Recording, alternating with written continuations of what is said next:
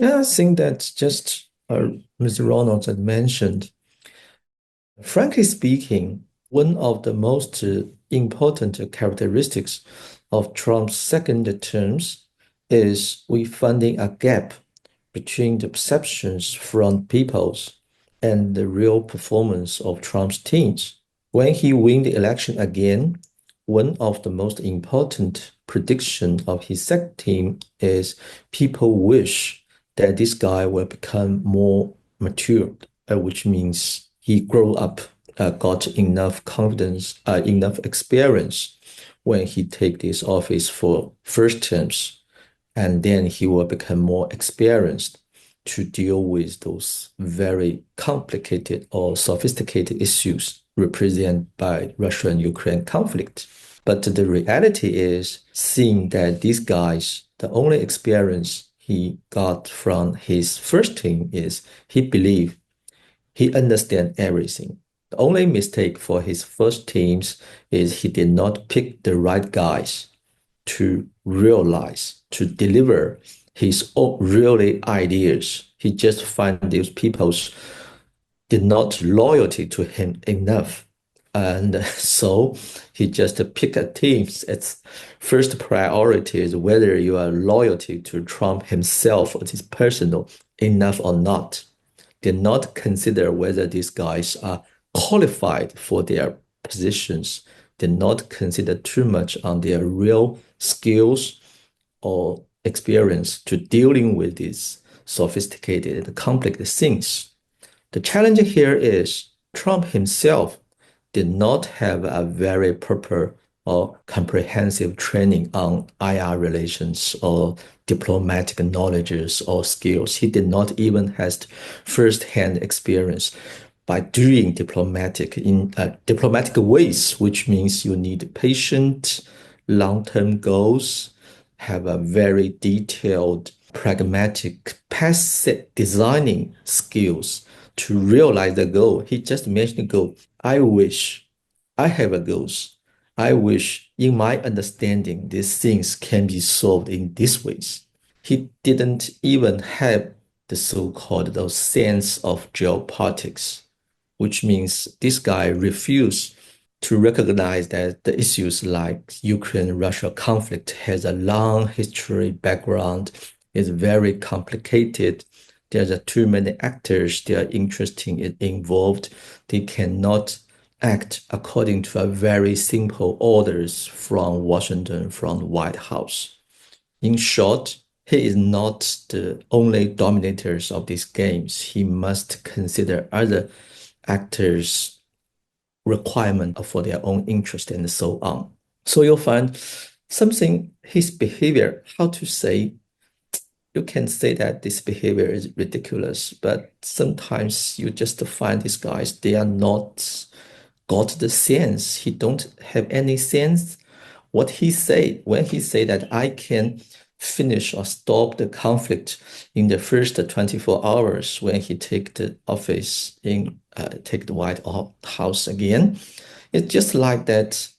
He called Putin. Putin say, "Hey, you guys, welcome back. I will send you a gift. Let's stop these ceasefires."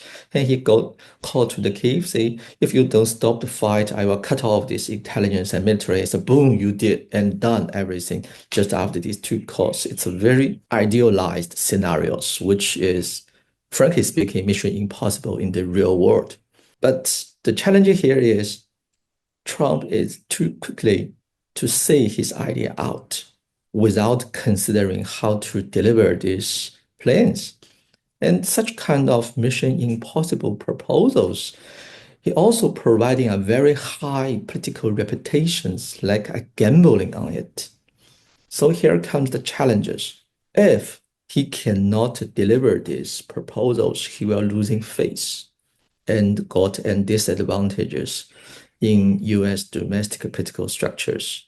But on the other side, if he insisted these proposals, he don't have enough or proper persons and the policy tools to deliver that proposals. Frankly speaking, in my point of views, if Trump want to launch this ceasefire, the experience from Nixon in Vietnam War is quite clear.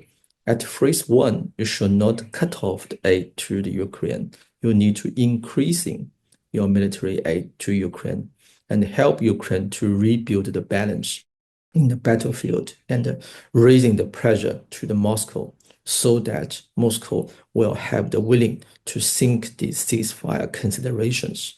But what he did is very different. In Munich, before he launched the negotiation with Russia, he just showed his every card. He said that this war you cannot win.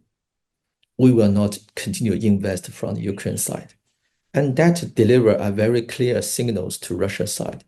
If the Russia just keep moving on the battlefield and just wait, and finally, I will get everything we want. Frankly speaking, the second terms of Trump administrations, he still did not really learn any useful things from his first terms. And it's providing too much uncertainties, not only to United States, not only to the Russian-Ukraine conflict, but maybe to the whole world, not only on the geopolitical issues, but also on the comprehensive U.S. foreign policy framework will become filled with too much uncertainties in the coming 4 years.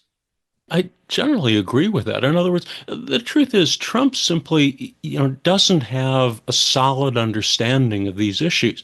And the problem is many of the people he's picked, for example, his defense secretary, Hespeth. I mean, basically, he was simply a talking head, a pundit on Fox News. And I mean, he doesn't have any experience. The Secretary of Defense right now is somebody who has no experience running a large organization. He doesn't really know any of these issues. And the same thing with many of the other people that he's brought in, like, even Marco Rubio, for example, or Secretary of State. I mean, Marco Rubio basically was a senator who focused heavily, for example, on Cuban policy, on some Latin American issues. And he doesn't really have the diplomatic experience that, for example, the foreign ministers of Russia or China or many other countries around the world have. So, I mean, again, it's really a government made up of people who don't have, I think, a good understanding of what's going on in the world and don't have a lot of experience. And in fact, people sometimes who do have a certain amount of experience, who do have a certain amount of knowledge, are simply blocked from holding any positions because, certain, foreign policy groups block them. For example, basically a former general, a commenter was picked by Tulsi Gabbard to be the briefer for the president in the morning. And he'd come out and criticized some of the ongoing slaughter of the Israelis in Gaza. And, once that came out, basically he was blocked from any appointment. So the problem is American foreign policy, or the American government in general, is under the control of a number of different powerful groups that can veto anybody who offends them on any given issue. And so given all these sorts of vetoes, what you many times then get are the sort of people in place who don't really know what they're doing. And I mean, that certainly applies to Donald Trump. I mean, in fact, when you look at, for example, how he's gone back and forth in his public statements, I mean, on a day-to-day basis, he says one policy. Then 3 days later, he changes it. Then 3 days later, he changes it again. And I mean, that certainly doesn't give a lot of confidence either to our allies or to, for example, the countries who are considered our adversaries. And so, I mean, the American government is in a very disorganized state right now, which obviously is dangerous for the world. And, obviously, I think what we really should be doing is simply going for a peace agreement in Ukraine based on the terms as close as possible to what we could have gotten years ago with the Russians. In other words, a neutralized, demilitarized Ukraine that does not become part of NATO. That's what the Russians have demanded. That would be, I think, a reasonable solution to us, and it certainly would have saved hundreds of thousands of lives because this war wouldn't have broken out.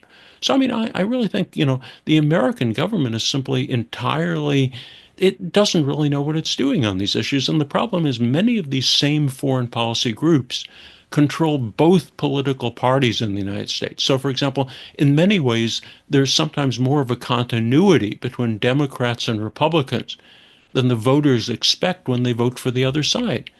And so I think, America is just in a very difficult position right now in foreign policy in these issues. And, I certainly hope we can get a peace agreement with the Russians over the Ukraine. And, we can certainly reestablish normal relations with Russia. But it's a difficult thing given that the Trump team doesn't seem to know what they're doing. 偷偷告诉大家，我最近发现了新法宝 Royal Face 逆时奇迹系列，它有活肤露、全效精华，还有精华霜。尤其我皮肤比较偏干，所以我非常的注重保湿。保湿做得好，肌肤自然烹润。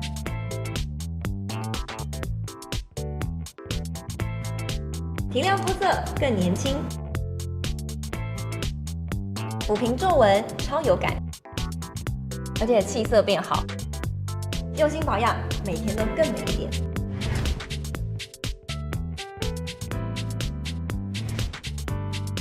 美吧。